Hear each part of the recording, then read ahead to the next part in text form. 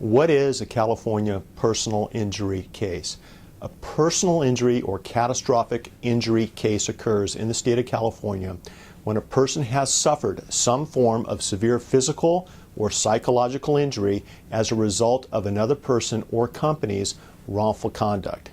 The wrongful conduct may be simple negligence or intentional, willful, wanton, or reckless conduct. People harmed in automobile, motorcycle, and large truck accidents are examples of personal injury cases involving vehicles. Dog bite, trip and fall injuries, defective products, and professional malpractice are also examples of cases that can cause harm and damages to someone. In some instances, a party may be strictly liable for injury to another without the injured person having to show wrongdoing by the other party. What damages are available in a California personal injury case? In most catastrophic personal injury cases, a victim may be entitled to monetary compensation for bodily injury and pain and suffering from the person or company whose negligent or wrongful conduct caused the injury. This includes a momentary lapse in judgment, a mistake, or simple negligence. Injuries caused by intentional, willful, wanton, or reckless conduct may also allow an injured party to receive punitive damages which are designed to punish the responsible party. Over the past 2 decades, we've handled both types of cases. The primary damages you may be entitled to if you are a victim of personal injury are called compensatory or actual damages. These damages are intended to provide reimbursement or payment to you for your past or future out-of-pocket expenses or losses. Now, please keep in mind that an expert is normally required to help prove the full extent of your recoverable damages. The most common compensatory damages include the following: medical expenses, past and future medical bills and expenses for health care services from an ambulance or emergency providers, hospitals, doctors, medication, and related services from nurses or other health care providers related to your injury in care and treatment are recoverable medical expenses in a personal injury case. Another area of recoverable damages are called loss of earnings. And if you were unable to work for a period of time after the incident, you're entitled to recover reimbursement of all lost wages. A related area of damages are called impaired earning capacity damages. And these damages are any reduction of your ability to earn a living. For example, you can't do the same job that you were doing before the accident. Well, those damages are recoverable. In many instances, however, an expert economist is retained and needed to be retained to help determine what the actual loss of this income is. Now, another area of medical-related expenses that are compensable damages you're entitled to recover, are called future medical expenses. These are all reasonably necessary future medical care and treatment. Those costs, those expenses, normally provable through expert testimony, are recoverable. Pain and suffering damages. These damages are awarded to compensate an injury victim for all past and future pain and suffering related to an incident or an injury. Mental anguish. These are personal injury damages available to a victim who sustained extreme mental or emotional suffering or distress. If that's the case, then you're entitled to be compensated for those injuries. In some cases, this may also include someone who has witnessed the severe injury or death of a loved one. Loss of consortium. If because of a personal injury case, the victim's spouse is unable to enjoy the benefits of marriage, such as companionship, affection, comfort, or sexual relations, a claim for monetary damages may be sought under this particular theory. Loss of society and companionship. In wrongful death cases, these damages are awarded to an heir for the loss of love, comfort, and companionship with respect to the relationship between the surviving heir and the decedent. Property damage. any property damage to a vehicle or personal items may be recovered by the victim in a personal injury case. What is the standard of proof in a California personal injury case? The standard of proof in the United States is typically by a preponderance of the evidence as opposed to clear and convincing evidence or evidence presented beyond a reasonable doubt. That also applies in the state of California. Because proving a case beyond a preponderance of the evidence, which is simply a slight tipping of the scales, is usually easier than a criminal prosecution which has a burden of proof of beyond a reasonable doubt. Most personal injury cases are handled in the civil court system. Are there special time limits to asserting a California personal injury case? The answer is yes. There are very strict time limits that every personal injury victim and family needs to be aware of. Time is of the essence in many personal injury cases.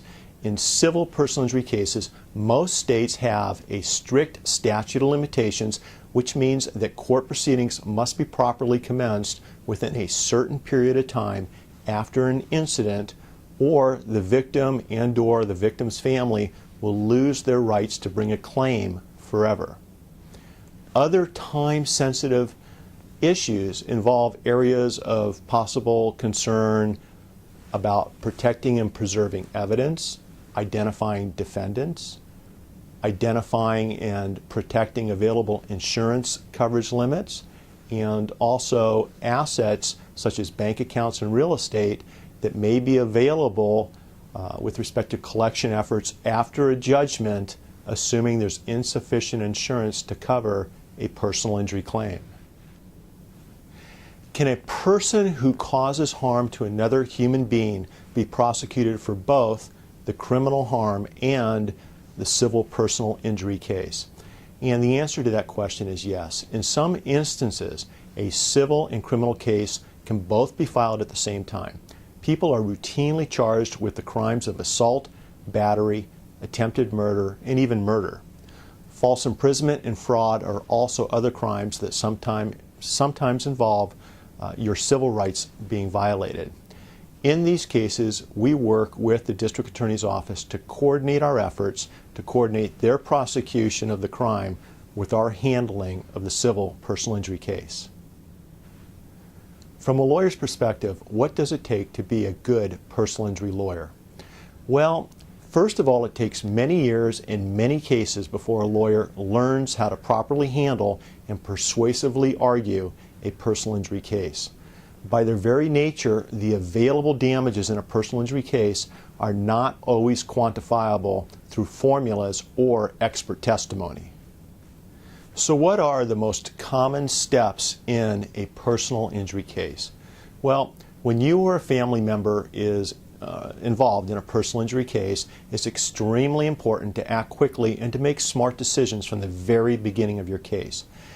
Being seen and properly diagnosed by an experienced and well-respected healthcare provider shortly after your accident or injury is important for two reasons. First, making sure you get and receive proper medical treatment is important to your short and long-term recovery. Second, it's absolutely necessary in personal injury cases to have your doctors properly document. And by document, I mean medical records, reports, photographs, x-rays, MRIs, CAT scans, to properly document all of your injuries and treatment. This record or history will be used to confirm all of your injuries and related issues later on in the claim, during the litigation process, and if necessary at time of trial. Doctors such as orthopedic surgeons, neurologists, physical therapists, and chiropractors may be needed to help you recover as fast as possible. They may also be needed to help provide expert testimony at time of trial in order for you to present evidence in front of a jury. Economists, life care planners, as well as experts in vocational rehab are sometimes necessary to help calculate, explain, and prove your other financial losses.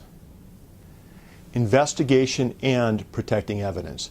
When it comes to investigating the incident that caused your injuries and damages, it's extremely important to keep in mind that evidence can be difficult to locate as time passes. Objects get moved or removed from the accident scene. Skid marks wash away with rain, and other evidence such as broken glass, asphalt, damaged walls and buildings, they all get repaired or replaced over time. Damage to vehicles may get repaired before being photographed, and witnesses they need to be statementized. They need to be interviewed before their memories start to fade. In some situations, witnesses need to be interviewed before the other side and the other side's investigators get to those witnesses and start to coach them about what did or didn't actually happen during an accident. In other instances, we've seen witnesses completely disappear from the face of the earth when people come to us later on, well after an accident, and then ask us to try to go out and find witnesses. So time is of the essence when it comes to properly investigating an accident and properly preserving evidence relating to a personal injury case. Let's talk a little bit about claim and lawsuit filing deadlines. In almost every California personal injury case, you only have a certain limited period of time to file a claim or a lawsuit. If you fail to properly file or serve the required legal documents in a timely fashion, you will forever lose your legal right to pursue a claim or case against the responsible party.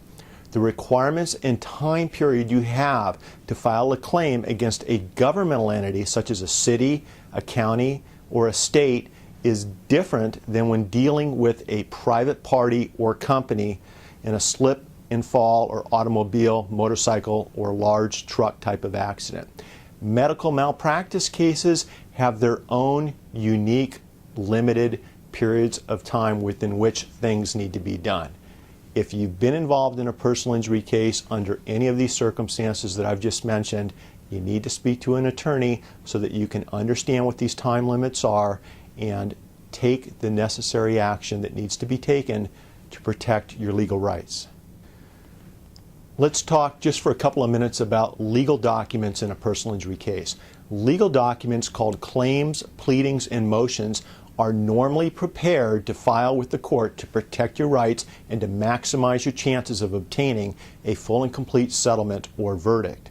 Settlement demand packages are also sometimes necessary to attempt settlement of a case before the need for a lawsuit becomes necessary. Mediation, arbitration, and trials are all used to obtain a final decision in a personal injury or wrongful death case. All of these different types of hearings and proceedings require a different type of document in order to set forth the facts of your case, your liability analysis, and your specific demand for damages. Who pays in a personal injury case? Well, when it comes to recovering damages in most vehicle accident cases, most experienced personal injury law firms look to the responsible party's automobile liability insurance company or a homeowner's insurance policy. If the person who caused your injuries was employed with the company at the time that he or she caused the accident and was in the scope and course of employment at the time of the accident, you may also have the right to pursue a legal claim against that person's employer based upon a legal theory called or referred to as respondet superior. In that theory, the employer is liable for the wrongful conduct of its employees while on the job. In almost all serious personal injury cases, we also use experts to undertake an asset background check to see whether or not there are any real property, bank accounts, home equity, any interest the other party may have in an estate plan, a will as a beneficiary under a will, or a living trust, something like that. We want to make sure that there's nothing else out there above and beyond the insurance policy limits that would allow you to properly recover all compensation you're entitled to. In many cases where the other party was either uninsured or insufficiently insured, we've been able to use these types of techniques to get payment on a large judgment against the other side. The bottom line is that no settlement should take place and no settlement release should be signed until you have a full and complete understanding, until you have all the answers to the above questions with respect to what does the responsible party have. We're talking about how much insurance, assets, bank accounts, equity in the homes, everything else. These are things you need to know before you finalize your personal injury case. Since 1986, we've truly enjoyed helping people, not big corporations and insurance companies. Our daily focus involves protecting the injured, the wronged, the voiceless, not large businesses that routinely trample, abuse, and exploit the rights of the less fortunate. Our drive and motivation has always been devoted to leveling the playing field for clients and families against self-serving goals and corporate greed and higher corporate profits that we see with the large corporations. If you've been involved in a personal injury case and you have questions, if you need help, give us a call. We'd be happy to answer your questions, and if appropriate, if you'd like us to, if we feel we can get involved in the case and bring something to the table and help you, we can formally get involved and represent your interest. But either way, we're standing by to answer your questions and help any way we can. Our toll-free number is 1-800-661-7044. You can also go online to our website. We have tons of consumer resources, articles, special reports, videos, and all of our contact information can be found online at www.jacksonandwilson.com. Thanks for your time. I hope you found this information useful, and we're standing by to help you when you're ready to give us a call. Take care. Bye-bye.